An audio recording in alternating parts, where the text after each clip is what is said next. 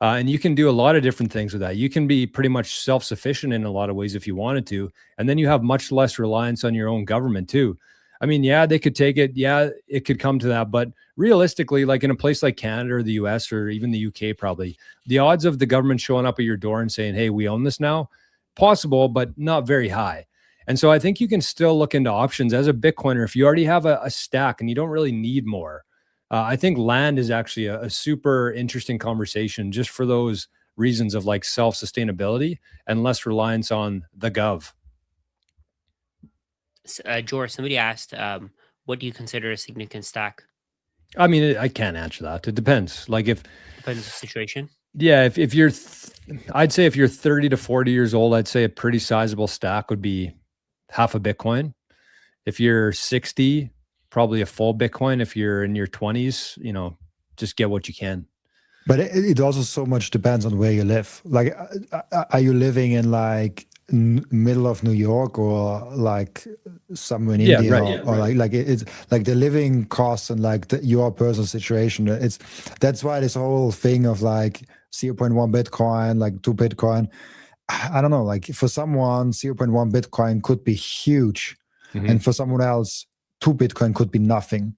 So like that's like, what's a sizable stack? I have actually, and I do that at least once a month. I track my liquid net worth almost every single day. I do it since a very long time. It's just like a habit that I have.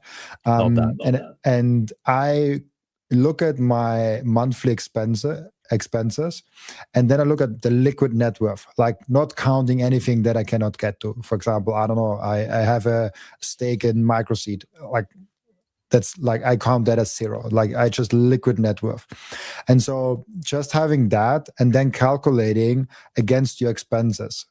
So how many months can you live off your Bitcoin stack on all of your liquid net worth that you have, cash, strategy shares, stretch shares, like Bitcoin and self-custody, all of the things that you have, dividing by your monthly expenses. Then you have how many months you have. If you have over 12, you can divide it by 12. Then you have the years you can live.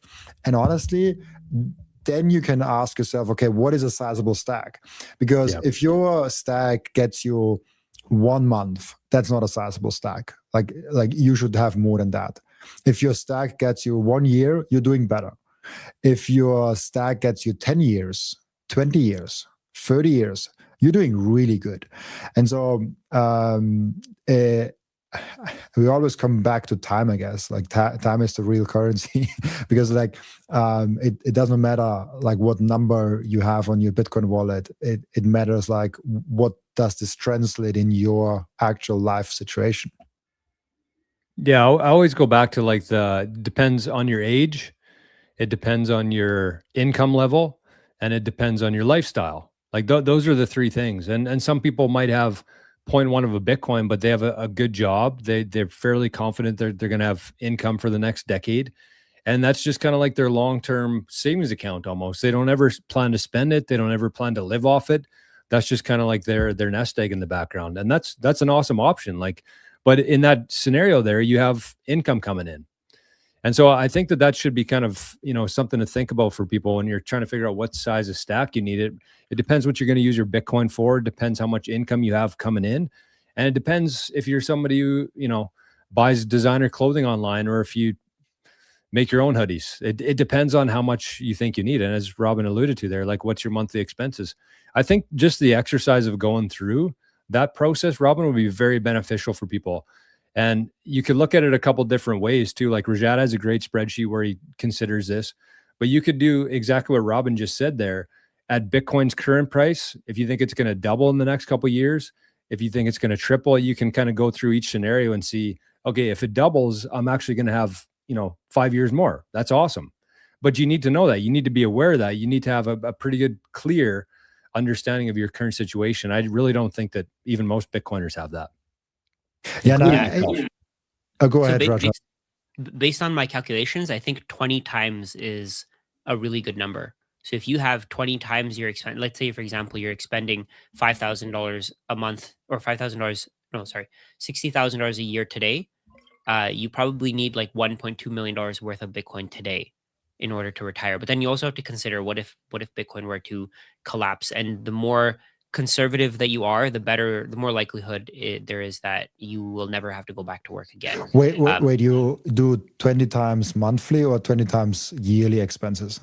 Yearly. So 20 times yearly. So let's say, for example, if you have $60,000 in annual expenses, you're going to want to have like $1.2 million worth of Bitcoin. And $1.2 million worth, what does that work out to be? That's probably, I think it's close to 20 Bitcoin, maybe like 18 Bitcoin or something like that today. Whatever the number is, 20 times your annual expenses, I think works really well. But that's if you use the legacy financial system's way of spending money. So in the legacy financial system, there's a study, I don't know if you guys have heard of it, but the Trinity study, where you can withdraw 4% of your portfolio in the first year, and then going forward, you adjust for inflation. So let's say the first year you withdraw your 60K, next year you're going to withdraw, let's say you assume inflation is going to be 3%. Next year, you're going to withdraw like 61,800. Then the following year, you're going to adjust for 3% inflation following year. But with Bitcoin, your returns are going to be higher. So you could potentially have more. Like with my number, it was 5%. So if you have 20 years of your expenses in Bitcoin, you can withdraw 5% and you'll do fine. And that's if Bitcoin just, I mean, that's assuming Bitcoin doesn't outperform, right? If Bitcoin massively outperforms, like let's say it gets a 30% return, you could probably get away with like 15 times your annual expenses in your Bitcoin stack. It's a good number. I like it. And by the way, it's 16 Bitcoin. So 16. Okay. Okay. Yeah, 15.9 currently. But yeah, it's I like that. Like it's funny because I found that method before I found Bitcoin, and I measured my my stock portfolio before I even found Bitcoin with time, and it's just a fun way to grow wealth, because you're not only looking at the asset side, you're looking also at the budgeting of like, what is my monthly expenses, what is my income, and all of that. And so tracking over time how many months or years you have to live without having to do anything as a really fun experiment. And I think everyone that hasn't done that should go through just that thought. It's super easy. Just add up what you have as liquid net worth and divide it by your monthly expenditures. There you go. You have a monthly number divided by 12. You have the yearly number. And if that yearly number is 20, like Rajat said, you could retire right now. Like that's a crazy way of, because there are people that underestimate their stack. I think there's a lot of people that think they don't have enough, and then they make that exercise, and they're like, oh wow, I could live like 50 years or 30 years or 20 years without doing anything, and I would still be fine. And that assuming no growth of Bitcoin, like just keeping up with inflation. That's crazy. And so if you haven't done that exercise, I urge you to do it like literally right now, today. Yeah.